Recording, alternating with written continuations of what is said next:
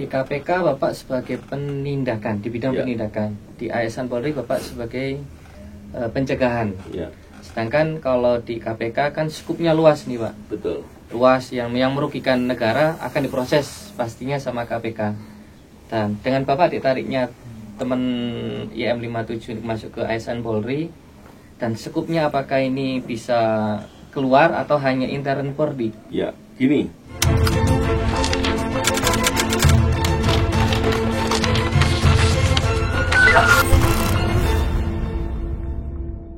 Assalamualaikum warahmatullahi wabarakatuh. Salam integritas anti korupsi.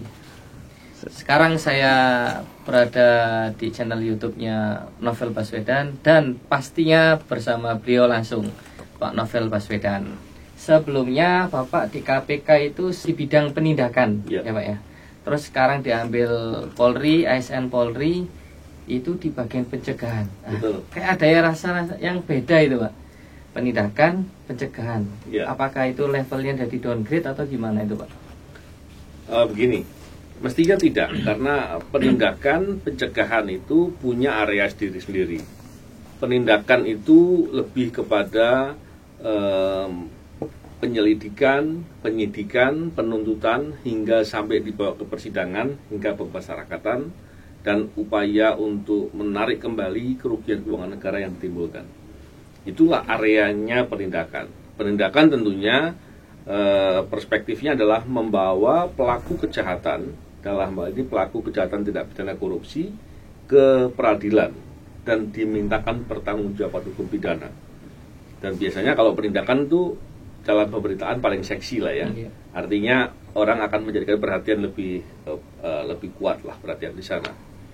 Pencegahan itu memang kalau bicara definisinya tidak ada di undang-undang di pencegahan itu seperti apa. Tapi pencegahan itu bisa dijelaskan dalam banyak hal. Kalau kita melihat ya di undang-undang KPK sendiri itu dijelaskan seperti apa sih pemberantasan tindak pidana korupsi itu seperti apa.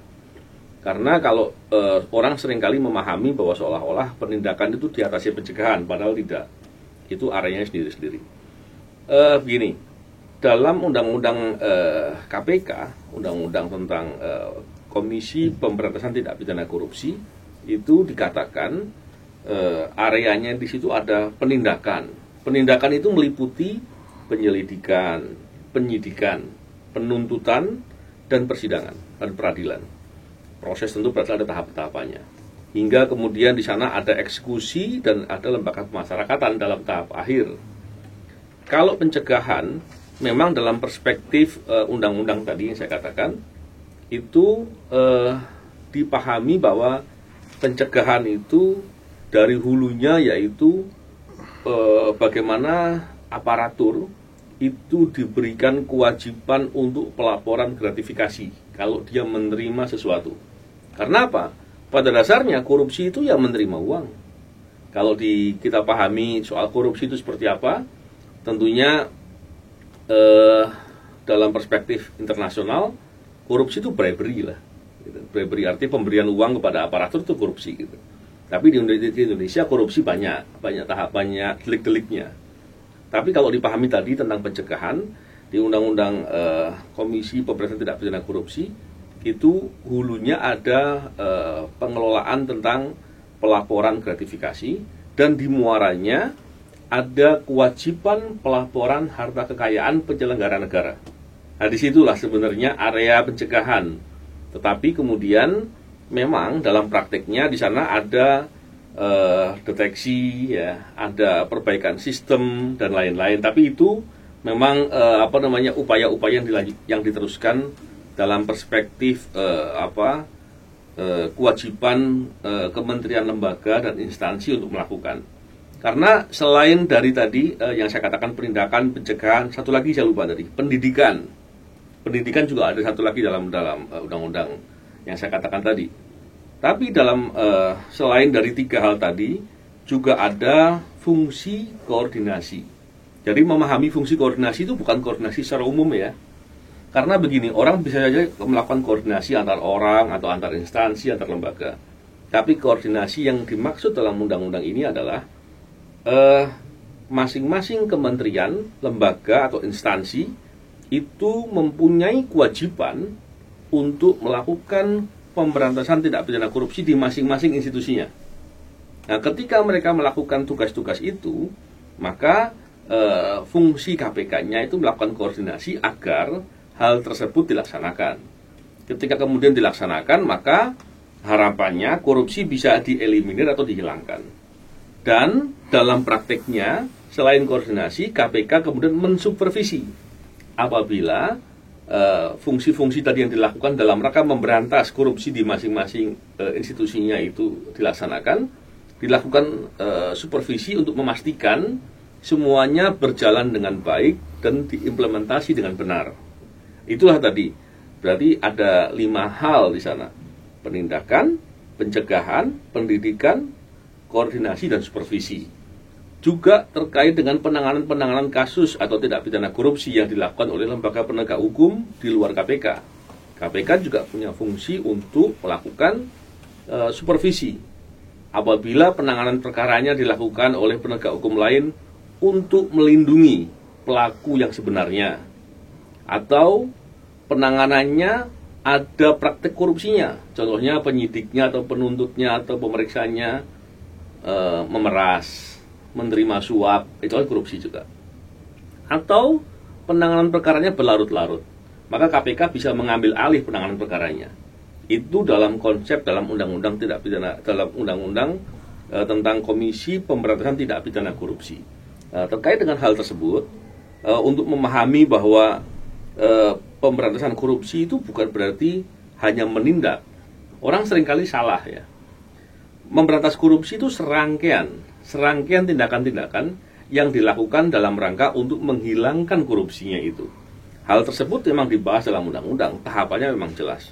Memang dalam pelaksanaannya, tadi yang saya katakan, fungsi koordinasi, yaitu memastikan untuk semua kementerian, lembaga, dan instansi melakukan pemberantasan korupsi di masing-masing lembaganya, ini yang kurang efektif atau kurang berjalan. Saya nggak tahu mana yang betul.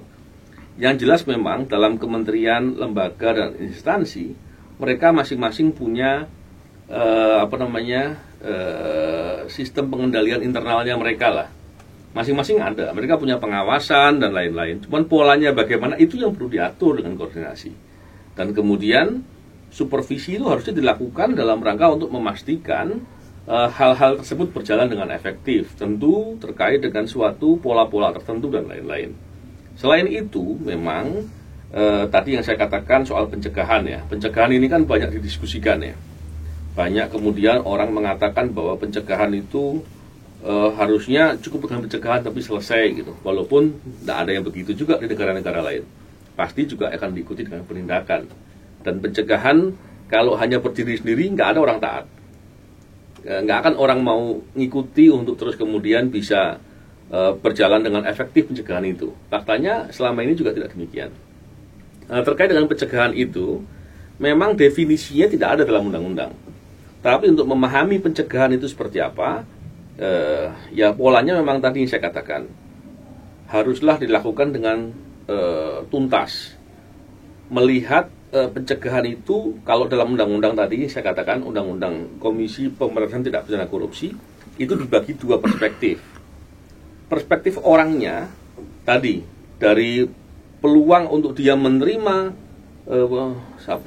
suap atau bribery atau hadiah atau apapun, itu dengan cara pengendalian gratifikasi. Terus yang kedua, kalau orang berbuat korupsi kan pastinya kepentingannya mencari keuntungan, mencari uang, mencari kekayaan. Ketika kemudian kekayaannya dilaporkan dan diawasi dengan ketat, maka harapannya orang tidak berbuat korupsi. Nah inilah tadi yang saya katakan, pencegahan dari perspektif orangnya. Yang kedua, dari perspektif manajemennya, sistem kerja. Sistem kerja di sini ada penguatan sistem pengendalian internal di masing-masing lembaga pengawasan, di masing-masing kementerian lembaga atau instansi, dan juga kemudian ada suatu bisnis proses dibuat sedemikian rupa dengan sistem tertentu yang membuat jejaknya kelihatan, yang membuat orang dengan pihak lain yang ada kepentingan konflik of interest atau suatu kepentingan tidak bertemu dan lain-lain. Itu pola-pola tertentu. Itu namanya sistem. Dan juga ada pola tertentu dibuat penguatan lingkungan pengendalian. Lingkungan pengendalian itu dalam bahasa audit itu dipahaminya begini. Ketika masing-masing orang itu punya kepemahaman bahwa dia punya kedudukan yang setara, punya kepentingan yang sama, punya semangat untuk saling mendukung untuk tidak berbuat kesalahan, maka itu fungsi yang saling mengawasi, dan itu akan membuat sistem kerja betul-betul transparan, objektif, yang dengan keadaan demikian orang menjadi takut berbuat salah. Kenapa? Karena kalau dia berbuat salah pasti ketahuan, sehingga tanpa dibuat pengawasan yang ketat pun dia akan kelihatan. Itulah lingkungan pengendalian yang bisa dibuat. Nah, pola-pola tadilah yang bisa dikatakan sebagai pencegahan. Jadi kalau menurut pemahaman saya, pencegahan dari dua perspektif. Orangnya dengan dua cara. Di muaranya, setiap penerimaan kepada yang bersangkutan ditentukan aturan bahwa kalau menerima sesuatu wajib melapor. Dan yang kedua, karena korupsi itu mencari kekayaan, maka kekayaannya ada kewajiban setiap penyelenggara negara melaporkan harta kekayaan para penyelenggara negara. Ketika dilakukan dengan hal demikian, maka itu upaya untuk mencegahnya. Dan kemudian tadi dengan cara melihat dari sisi manajemen dan bisnis proses. Ini yang dilakukan diantaranya dengan mendeteksi di mana sih letak potensi-potensi kebocoran, potensi-potensi korupsi, potensi-potensi penyimpangan. Deteksi itu dilakukan dan kemudian dilakukan perbaikan. Ketika perbaikan dilakukan, tentu ada upaya monitoring setelah itu untuk memastikan bahwa perubahan atau perbaikan itu benar-benar telah dilakukan dan telah diimplementasikan. Setelah itu baru kemudian ada suatu pola tertentu untuk memastikan bahwa proses itu bisa dilakukan dengan berkelanjutan, dengan evaluasi dan lain-lain. Itu pola-pola yang pencegahan yang dilakukan untuk melihat dari perspektif manajemen dan bisnis proses. Jadi detailnya kurang lebih seperti itu. Ditambah satu lagi, pendidikan.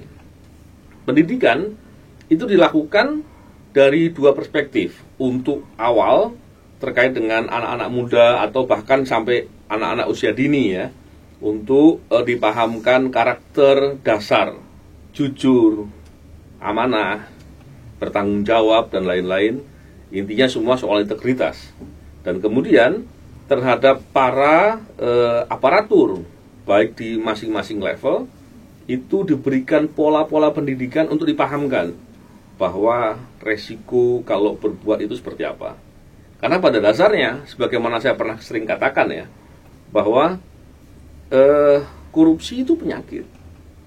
Orang berbuat korupsi, maka dia akan terdorong untuk berbuat lagi. Dan kemudian ketika orang yang berbuat korupsi itu merasa bahwa dirinya akan aman-aman saja, akan bisa menikmati hasil korupsinya, dan akan bisa hidup lebih baik dengan korupsi, maka dia akan terus berbuat. Dan potensi itu menjadi berbahaya buat praktek-praktek anti korupsi yang dijalankan. Dan pemahaman itulah yang harus didorong atau dilekatkan pada saat pendidikan terhadap aparatur. Ketika dipahamkan betapa resikonya orang berbuat korupsi, betapa rusak moralnya, kalau rusak itu betul-betul nggak berguna gitu ya. Orang mau tidak jujur, terus apa yang mau diharapkan dari orang tidak jujur? Orang tidak berintegritas, mau dikasih prestasi apa lagi gitu. Artinya hal-hal demikian kalau disadarkan itu menjadi pendidikan yang sangat efektif. Sehingga pemberantasan korupsi itu soal 5 hal tadi. Jadi bukan hanya menindak, menangkapi, tidak, tapi juga harus dilakukan pencegahan dari 2 perspektif tadi. Pendidikan dilakukan dari 2 perspektif, usia dini dan orang-orang yang sudah dalam bidang pekerjaannya, dan itu harus dilakukan dengan terus-menerus simultan, ditambah dengan pembagian peran. Karena kalau dilakukan sendiri nggak mungkin.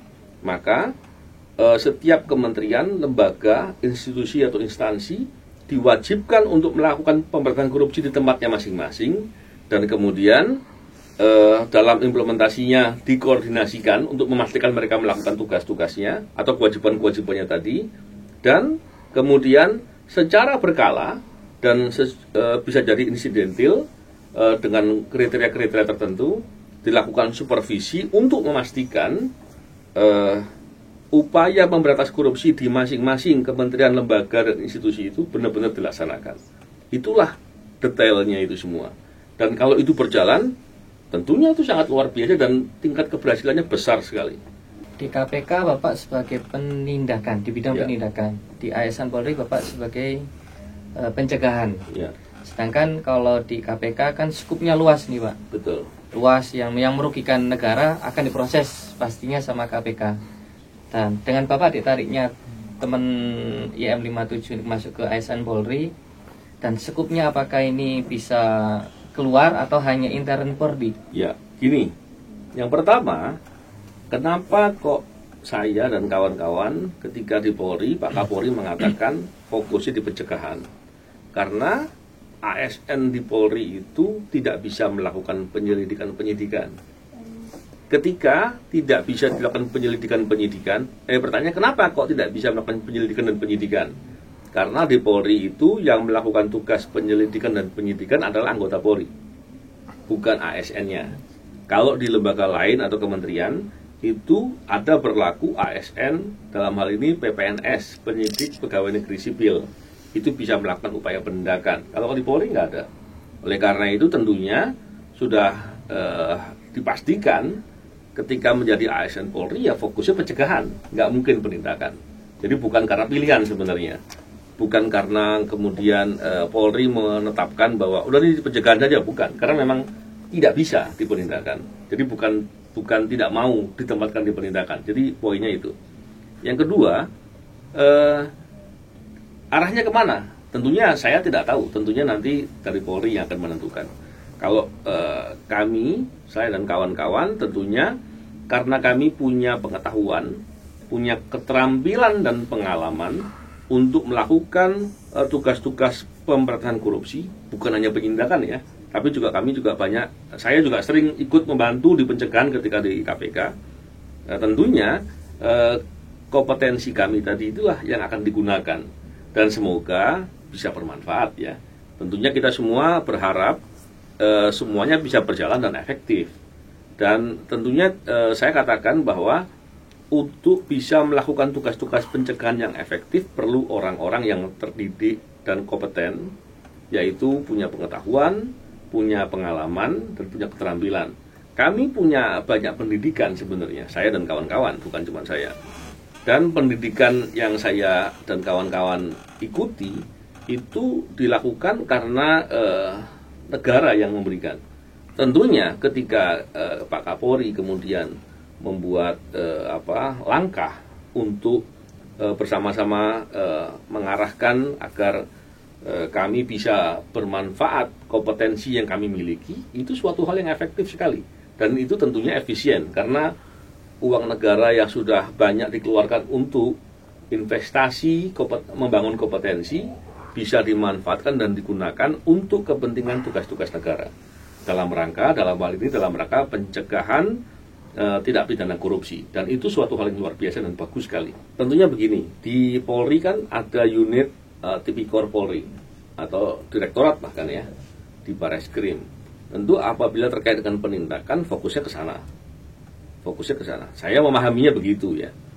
Apakah ada pelaporan? Di Polri ada pelaporan, dan sistem pelaporan itu lebih luas. Kalau KPK hanya terkait dengan pelakunya penyelenggara negara saja. Kalau di Polri semuanya bisa. Jadi Polri lebih luas. Tapi tadi saya katakan, saya dan kawan-kawan fokusnya hanya pencegahan. Karena bukan pilihan atau ditempatkannya ke sana, bukan. Karena memang ASN di Polri tidak berwenang untuk melakukan tugas penindakan. Tidak boleh untuk menyidik, tidak boleh untuk jadi penyelidik. Kurang lebih begitu. Tapi saya kira semoga pada saat nanti ternyata upaya memberantas korupsi itu dilakukan di KPK oleh pimpinan yang punya kemauan memberantas korupsi, tentu kemampuan yang kami miliki itu sangat diperlukan. Dan saya yakin kami akan dipanggil untuk ke sana dalam rangka tugas-tugas itu. Tapi sekarang ini di masa di mana pimpinan KPK menyingkirkan dengan suatu tendensi tertentu yang saya tidak bisa pastikan, yang jelas melanggar hukum lah, dan yang pasti melanggar peraturan-peraturan. Nah, tentunya ketika sekarang ini ada waktu untuk bisa berbakti atau bekerja bersama-sama di Polri, dan tentu itu suatu peluang yang bagus. Semoga kesempatan itu bisa dimanfaatkan dengan optimal, dan semoga ada hal-hal yang besar atau yang baik yang bisa kita lakukan dalam rangka untuk mencegah terjadinya korupsi yang selama ini kita risaukan. Itulah. Berarti ini pilihan yang sama-sama juga menguntungkan negara sih Pak ya. Di sisi lain juga KPK juga concernnya ke anti korupsi, di Polri pun juga ada anti korupsi selain itu kan. Dan skupnya di Polri ini kan sangat luas kan. Betul. Bahkan di KPK pun masuk ke di Polri juga gitu ya Pak ya. Berarti yang tadi Bapak sampaikan kemungkinan besar teman-teman ini balik ke KPK itu sangat besar atau gimana itu Pak? Peluangnya sangat besar ya. Kenapa? Yang pertama kita tahu di KPK itu pegawainya adalah ASN. Jadi ketika saya dan kawan-kawan sekarang menjadi ASN di Polri, artinya tidak ada kendala lagi untuk suatu saat dikembalikan ke KPK. Cuman tadi saya katakan, kalau pimpinan KPK-nya tidak sungguh-sungguh atau tidak ada kemauan berantas korupsi, itu tidak mungkin terjadi. Karena pastilah orang yang bersungguh-sungguh berantas korupsi, dia perlu dukungan dari orang-orang yang punya kompetensi, punya pengalaman dan berintegritas. Dan saya kira kalau orang-orang berintegritas diajak bekerja sama orang-orang yang suka pelanggar etik, kita juga nggak mau gitu ya. Jadi kurang lebih begitu. Tapi kita harus paham bahwa memberantas korupsi itu bukan cuma KPK dan Polri, ada juga Kejaksaan Agung. Mereka kejaksaan itu juga mempunyai tugas tupoksi ya, tugas pokok dan fungsi untuk memberantas korupsi juga. Mereka juga berwenang melakukan penyidikan dan penuntutan. Jadi saya pikir banyak hal yang lain lagi. Dan tadi yang saya katakan, kementerian, lembaga dan institusi itu masing-masing mempunyai bidang-bidang pengawasan internal yang mereka juga punya tanggung jawab untuk melakukan tugas-tugas memberantas korupsi di bidangnya masing-masing. Jadi dengan semua itu memang sekarang ini pertanyaannya siapa yang mensinergikan itu. Semoga saja ke depan benar-benar bisa dijalankan untuk mensinergikan hal tersebut. Seharusnya menurut undang-undang KPK yang harus melakukan. Tapi kan KPK-nya sekarang nggak melakukan. Nah, saya kira tadi saya katakan bahwa kita menunggu pada suatu saat, semoga pimpinan KPK-nya itu adalah orang yang betul-betul mau memberantas korupsi. Ketika dia justru mau memberantas orang yang memberantas korupsi, ya kita yang kemudian harus marah melihat itu. Tapi sekarang ini kita kan melihatnya memang kondisinya itu yang terjadi ya. Walaupun itu bukan keadaan ideal dan itu keadaan yang sangat buruk ya. Tapi itulah yang terjadi sekarang. Tentunya kita dalam 2 bulan ke depan itu akan mendengar bahwa akan ada pengumuman indeks persepsi korupsi internasional dunia. Dan saya khawatir atau malah saya meyakini Indonesia indeks persepsi akan turun lagi. Padahal tahun lalu sudah turun 3 poin. 3 poin itu dahsyat sekali turunnya. Ini akan turun lagi. Inilah prestasi orang-orang yang benar-benar memberantas para pemberantas korupsi. Jadi ini yang nggak boleh terjadi lagi. Semoga itu pengalaman yang kemarin itu nggak terjadi lagi dan ke depan kita tatap masa depan yang lebih baik. Ya, sekian diskusi saya dengan Pak Novel Baswedan. Ke depan kita akan bicara lagi tentang anti korupsi. Tentunya beliau walau masih di ASN Polri, beliau tetap akan memberikan edukasi ilmu kepada kita semuanya tentang isu anti korupsi. Sekian dari saya. Jangan lupa salam integritas anti korupsi.